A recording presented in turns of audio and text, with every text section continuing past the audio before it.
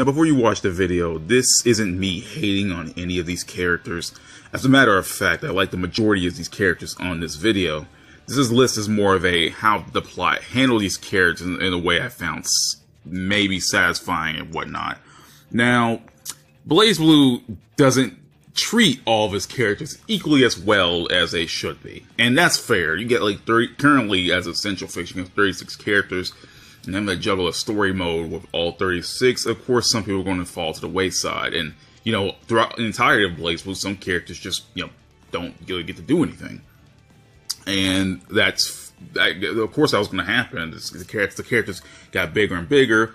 The rest of them just got left to the wayside. Now, I'm obviously excluding characters like Tao, because she isn't overall important to the story and hasn't ever been in any way. So Tao is excluded from this list. I'm also excluding characters like Azrael, who was designed to not really do much other than be a force.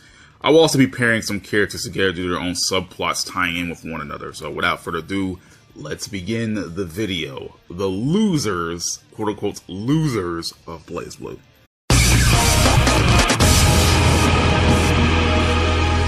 Now, Bang really didn't have, you know, much of a big standing in the plot overall. Now, he was a character that's introduced in Calamity Trigger, and, you know, he kind of played the role of the joke character in both Calamity Trigger and Continuum Shift, and that was fair. And then Chrono Phantasma, it gave him a much bigger role. It gave him a much bigger role. He actually was important to the plot because he had hold of Tenjo, and they needed help with that, according to Kushina's linchpin. And he actually became more important. He got a lot more screen time. You know, Bang actually got to do something like super important, and that was great. But in Central Fiction comes around, you know, he doesn't do anything. There's nothing really for Bang to do. I mean, he does become helpful to Ragna in Central Fiction. You know, he chats with Ragna. He talks to him a bit because they have an understanding now after, you know, the events that happened in Chrono Phantasma. And he also fights back Arakune to help Lychee. And I think that's all he really needed to do. Obviously, you know, there was no really big thing for Bang to do in Central Fiction. But I can at least see that this is Bang. You know, he did his major part of the story. He already did, you know, the whole Kushina's linchpin deal. He already did his major part of the story. That's all there is to it. Honestly, Bang is the least troubling character on this list, especially since he started out being as a joke character. So Bang is kind of like the least worst example on this list, you know. I mean, he did his part, and I'm okay with that. So, you know, Bang did all right. So I can at least say that he isn't so much as a loser on this list, more of a, he did his part and moved on. And so that's okay. But I put him on the list regardless because I just felt like there could have been more done with Bang in Central Fiction, but honestly don't know what he could have done. So I guess that's why he's the earliest one on this list. So, yay.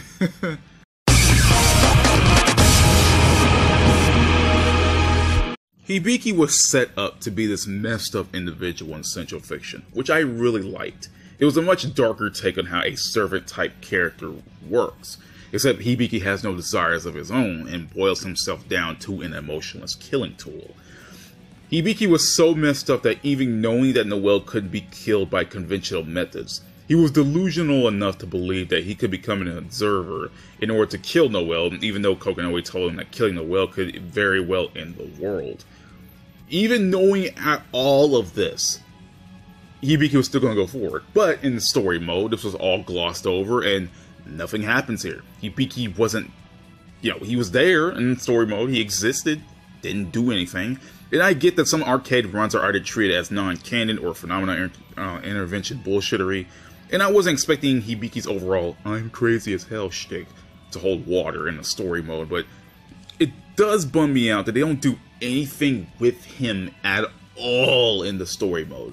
Like, he's there, but he does nothing of importance. At least with every other BlazBlue character, when they do something, at least it's something, you know?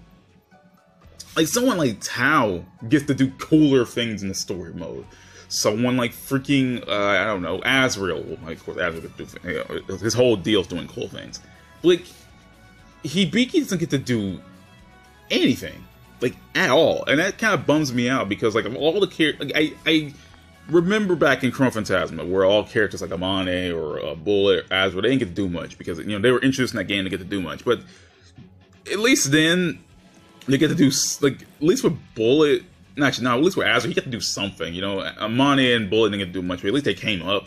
Amane definitely came up, but Hibiki, that kind of sucks. This late in the game, doesn't get to do anything with him, and that kind of sucks. I really do like Hibiki, and I wish we could have seen more from him.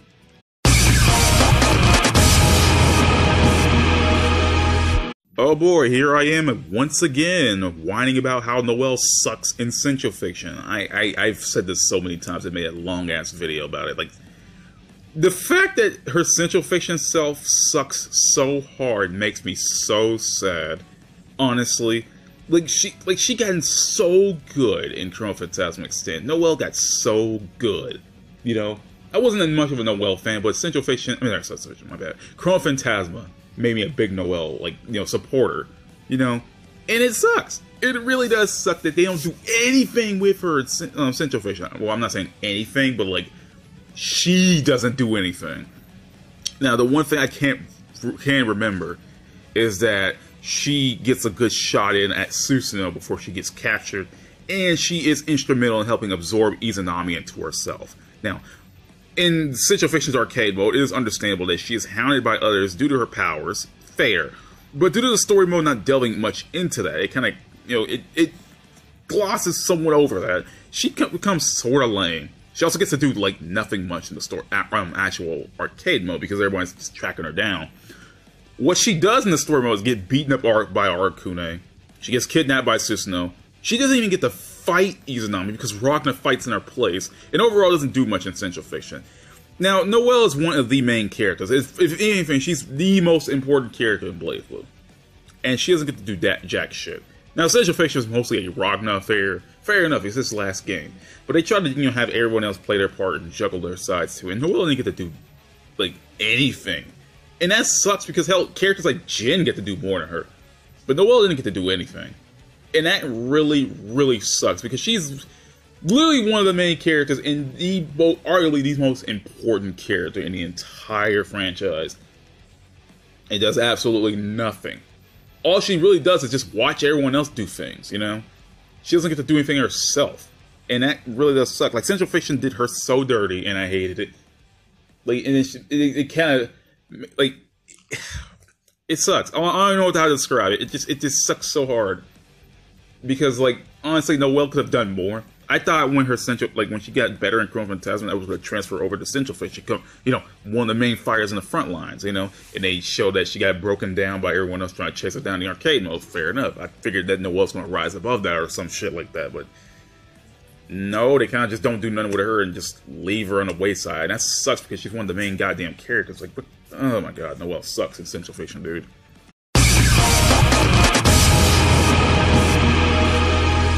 Now, despite being one of the original 12 characters, Trigger doesn't really get to do all that much or be important other than being a lapdog for Kokonoe. And, knowing that Trigger was already a character with not much to do, despite being one of the original ones, and then knowing Bullet, the character who was introduced in Chrono Phantasma, a character who is essentially another part of his character, who also doesn't get to do much, is really saddening. Now, I was never expecting Bullet at all to be a character that was meant to do something on the grand scale.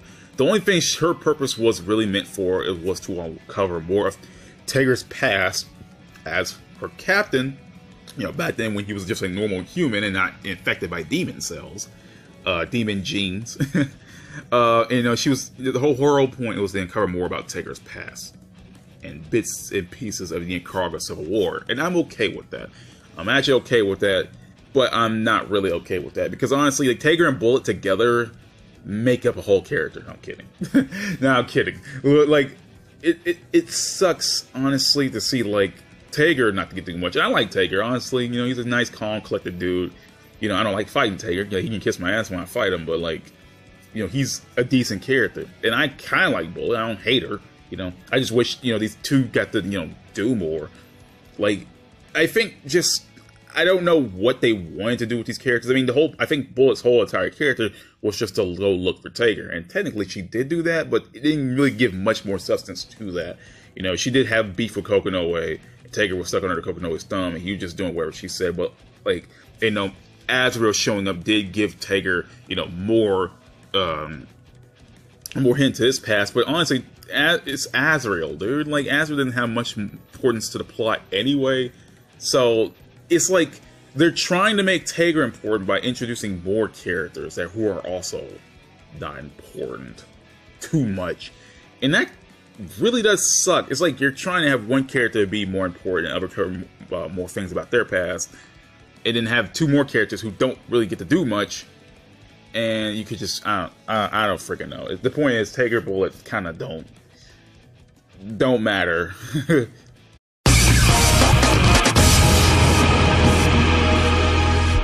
Why is Mai even in the story mode? Like, I know she's just here for her cameo, and that's fair, but she doesn't do shit. She does like two things. Like, she does actually one thing in the story mode. She does one thing in the story mode, and that's protecting Noelle from Hazma. Ooh, again, another Noelle, she's garbage thing, but no, but like, she protects Noelle from Hazma, and then in the story mode, not story mode, but the arcade mode, she gets some background about Aurelius building up the military academy solely for his solo experiments. But that's pretty much all Mai does. And she doesn't really get involved with the plot, like, at all. And I get that she was DLC. I get that. But damn, I mean, Naruto and S, like, have a much better standing than her. Like, Naruto's from Blood's experience, like, he felt integrated pretty well into the story. S was just the guardian of the Azure Gate. Like, I can deal with that, you know? I mean, S did her job pretty well, even though she's just like a husk of her former self, but whatever. Like, I could probably understand that Mai wasn't meant to do much in the story. That's fair enough. She's pretty much thrown in as a, well, why not choice? You know, considering that Naruto, he was the protagonist of Blood's experience, and S was the real protagonist of X-Blaze. And that's fair. They're trying to pull characters from all forms of BlazBlue media.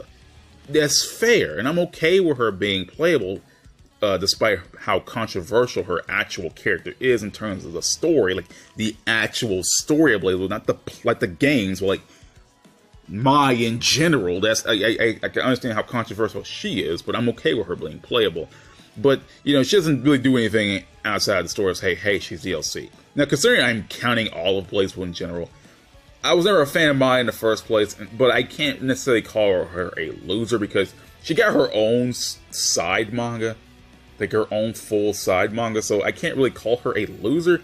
But when they were trying to integrate her into the main story, yeah, she's pretty much a loser on this list, if you want to really counter that.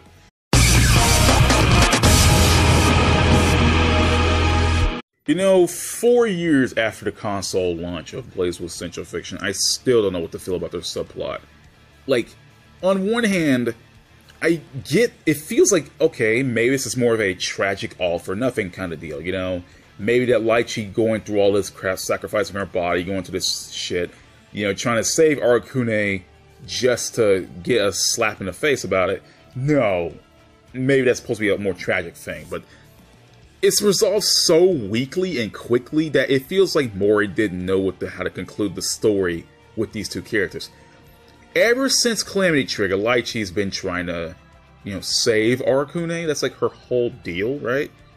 And the fact that Lychee sacrificed so much, even her going against her own friends at one point, even damaging her own body to save Arakune, just for him to say, lol, I was just wanting to hang out in the boundary, was pretty lame. Like, I still don't know how to feel about it. Like, all the bullshit. Like, I feel like Lychee was done pretty dirty, too. Like, remember that whole shit back in, like, the arcade mode where they said Lychee wasn't even one of the chosen ones? And that her freaking, like, her hairpin, like, the little panda in her hair was one of the chosen ones? Because it carried a piece of Arakune's soul or some shit like that? Yeah, like, yeah, Lychee wasn't really done really well. Like, like, as a matter of fact, Lychee was pretty much done so dirty about the story. I'm like, I don't know what to believe. I feel like Arakune was treated much better. I mean, hell, at least he got stronger. At least he started getting much of a purpose as the story went on, even though he's just still a blob of goo. Even though he can't even form full sentences at the time.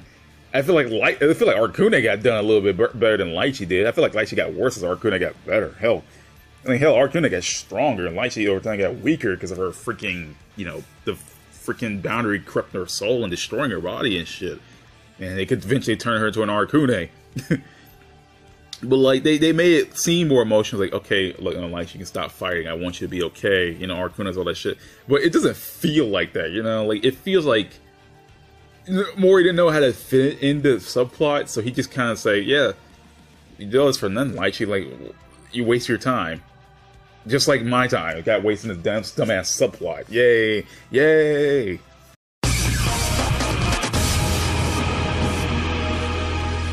You know, the more I think about it, the more I believe that Jubei being the strongest being on the planet means absolutely nothing. You know, like, this is just my take on it, but like, Jubei doesn't get to do anything, you know, other than hang around and offer vague advice, which is really just a shame. Now, I get the idea that Jubei being the strongest being on the planet and having him nerfed would put him on the same playing field as everyone else. But considering he wasn't playable before Central Fiction and what he could do was very limited, all Jubei gets to do, you know, that's really cool is off screen. Now, I don't believe the story, I don't believe, like, you know, like the actual, I believe the story itself doesn't treat Jubei with, you know, sound like they treat him with respect and everything, but they really don't. I mean, Jubei's every major encounter involves him getting his ass kicked by someone, either by New or Nine. And like, it kind of sucks that Jubei is, like, he has like this injury, right, that pretty much put him out of commission the entire plot. And I can totally understand that. You know, he can't keep up with everyone else. He's getting old. Well, was already old, but he's old. He can't keep up with everyone else. That's fair. But like, having Jubei getting his ass kicked all the time, despite being one of the strongest beings on this goddamn planet. Oh yeah, he got kicked by Susanoo too, but I was expecting him to go toe-to-toe with Susanoo anyway. But yeah, it sucks so hard. You know, I like Jubei, but like, honestly, like, all he kind of does is play like the, I'm being pretty vague about it, and, you know, I won't tell you the real thing, Rod. You gotta figure it out for yourself. I get the idea of the character, like, he wants Ragna and, you know, other characters giving advice to figure out shit on their own by just, you know, leading them towards that. But it makes Jubei just sound like an asshole who just gets his ass kicked this entire game. It makes Jubei, like, not give a shit, and then he just gets whooped on, despite being one of the strongest characters in the series. That kind of sucks, though. Like, I kind of wish that Jubei got to do more. Even if he wasn't playable, like, before Central Fiction, I kind of wish he got to do more, you know? Like, you know, more that it felt like he got to do, like, I don't know, man. I don't know. Jubei's important. Don't get me wrong. He's super important. Not, like, you know, important, but he's important to the history of BlazBlue. But he's not important to the story of BlazBlue, if that, you know, fits in right.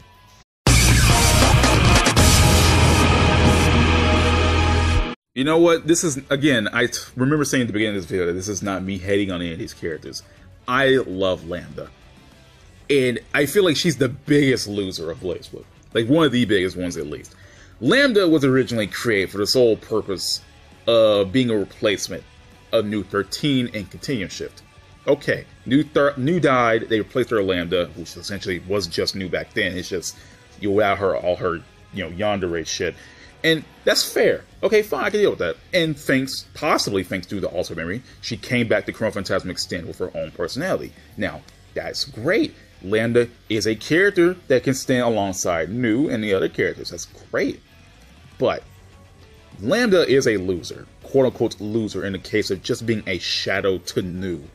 Even to this day, despite the supporters Lambda has gained over the years, she still doesn't have her own theme song, and she still uses the very first Awakening to Chaos. In Alter Memory, she gains her own theme song called Kuon no Tatakai, but it's not in the game, so it kind of doesn't matter to the people, you know, to anyone really. Since Alter Memory wasn't really a favorite to anyone, I guess it doesn't matter. She still has the same astral heat as New. She still doesn't even have that much screen time compared to someone like New or Noelle. Her ultra sad, quote-unquote, death moment loses a lot of impact knowing that New is the one acting through her. And the thing about it is that this was actually made up a bit in Alter Memory due to Lambda acting more like her own character. And Ragna, even knowing New was still inside Lambda, Ragna didn't even mention New once. He mentioned, oh, this was for Lambda, I'm fighting for Lambda. Screw New. He didn't even bother saying shit about New. He said he's fighting for Lambda because I feel like that's what something Ultimate Memory did right. You know, because in the games they treat like, oh, news through Lambda, blah blah blah. But now that Lambda became her own character in Ultimate Memory, I'm so glad that they even bothered, you know, making it seem like new. Because that's even so, that shit came flat out of nowhere, man. Like they already mentioned that New Soul was inside Lambda. You know, that's the only reason Lambda was able to be functional. Fair enough, but at the same time, it sucks because, like, honestly, in Continuum Shift, you could just you knew, like, in Continuum Shift, New could have lived. Honestly, she could have lived, and nothing would have been changed. The only thing Kokonoi had to do was somehow find a way to get New her body, you know, whatever, you know, she would be dead. I mean, considering that Lambda was just a replacement and wasn't really much of a character in Continuum Shift, honestly, does it really matter if she was replaced by, like, the only reason Lambda even matters as a character is because of of Ultimate Memory and Chrono Phantasma. And granted, she has some stuff, she has some character in Continuum Shift, but in a way, like, I feel like, why even bother? You know, why even bother having the replacement? You know, Lambda didn't get to do much. I mean, she did shit, but, like, it was all treated as if New was doing this stuff, not Lambda, you know? And the sad fact is, despite all the small gameplay changes they made to try to separate Lambda from New, she's still New Shadow, you know? She's still a New Shadow, you know? Because she doesn't look, like, when you look at Lambda compared to New, yeah, you can tell they have some differences apart. But at the same time, she still just looks like New, with a fresh coat of paint and a different personality. Like, that's what makes me sad. I mean, like, at least with characters like Terumi and Ozma, you can tell them apart. I mean, even with characters with alternate forms, like freaking Noelle and Mu, or Tsubaki and Izuo, you can tell them apart. You know, even if they're the exact same character, you can tell them apart. But, like, with Lambda and New, they're just exactly the same. And I think that sucks.